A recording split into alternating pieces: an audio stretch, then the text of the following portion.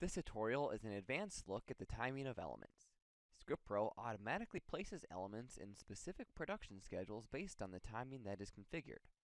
We will go over the duration of elements, the timing options, and placing the elements in parts of an event, as well as the specific games. Before watching this tutorial, be sure to watch the Building a Game Element tutorial to learn more about the anatomy of an element. To access the element timing, find the element in your well of elements. Then, click the Timing tab. The Timing tab is one of two tabs within the element editor that is standard for every ScriptPRO user's account. Remember, the Timing tab within the element is your best friend. The more you do within this tab, the quicker and easier it is to build a production schedule later. The timing area has four main sections that refer to the duration, location within a game, when the element will happen during a season, and extra element options. The top left-hand corner represents how long the element will be during the game. If you have a preset time allocated for the element, set the timing in the timing box. If you are not sure how long the element should take, click the Calculate Length checkbox. This will allow you to auto-calculate the duration of the element based on the information in the field of the element. Select the fields in the Based On drop-down along with the speed your PA announcer delivers. Dragging to the left represents slow delivery, and dragging to the right is faster. There are 5 checkboxes below the duration section. The active checkbox represents whether the element is activated for the season or archived from a past season. Be sure to archive your elements from season to season, ensuring your well of elements are clean for the season. To archive, uncheck the active box and save the element, or click the Archive button next to the element in the well. Archived elements can be viewed by checking the Archive box at the top of the screen. To reactivate an element, enter the element and check the active box. The Changes Each Game element refer to the elements that require some sort of specific change from game to game.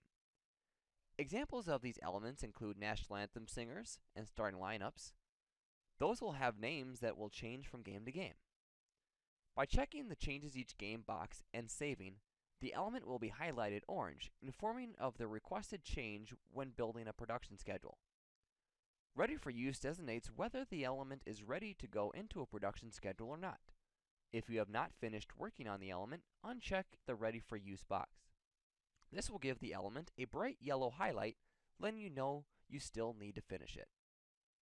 The Get Game Clock Time is a Go Live feature. For sponsors that request the clock time on a proof of performance report, make sure their element has the box checked. When running Go Live later, a manual clock will open when the element is executed. This will allow you to enter the clock time to show later. When the View on Go Live box is checked, the element will be shown while running Go Live later. If it is unchecked, then it will not be in Go Live but can be viewed in a printout rundown.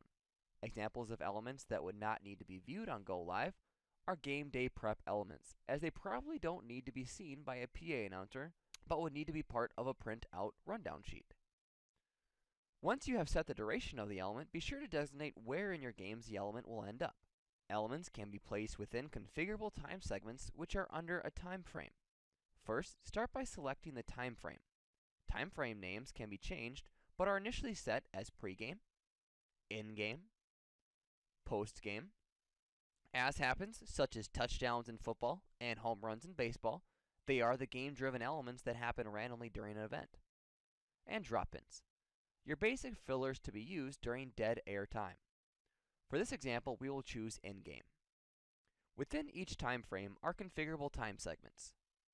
To place the element as part of one of your segments, check the Specifically box. A drop-down will now show listing the available segments that were set up for that time frame. For this example, since it is for a baseball event, the innings are listed. Remember, these are configured in the Settings area, which is covered in the Production Schedule Settings tutorial. I will set the element to happen during the middle of the 3rd inning. By doing this, the element will now autofill into the middle of the 3rd segment when I build a production schedule later. A load order feature is available for designating a preset order. By entering the number 3, this now becomes the 3rd element to happen during the middle of the 3rd. One other thing when working with placing the element under a segment. For elements that are pregame, a time box becomes available. This allows you to place the element a certain time before or after a segment. Keep in mind that the time box goes off the clock time rather than the actual time of day. So by typing in 5, 00, 00, the element would end up happening 5 hours before or after the segment rather than at 5 o'clock. Also, by entering a time, a new segment will appear in your production schedule with the element. The last section allows you to place the element in specific games during the season, and mainly goes off of a promotional plan that you set. You have the option to have the element happen every single, other, third, fourth, fifth, and you can even go farther than that by typing in the number. You can also select the day of week the element should be run. So if you are running a promotion that happens on Saturdays and Sundays, select each day. Starting on and ending on designates a specific time frame the element should happen. For example, a promotion that runs the month of August should be set to start on August 1st and end on August 31st. Lastly, you can choose the exact dates that the element should go into by selecting the Choose Dates button. This can be used for elements that happen for opening day or any special themed game. Hold on to the Control key and select the dates. Then, click Done. Once you have set your timing, be sure to save to well. This will ensure the element will fall into place where you want throughout the season, saving you significant time later. This has been an advanced look at timing of elements. Until next time.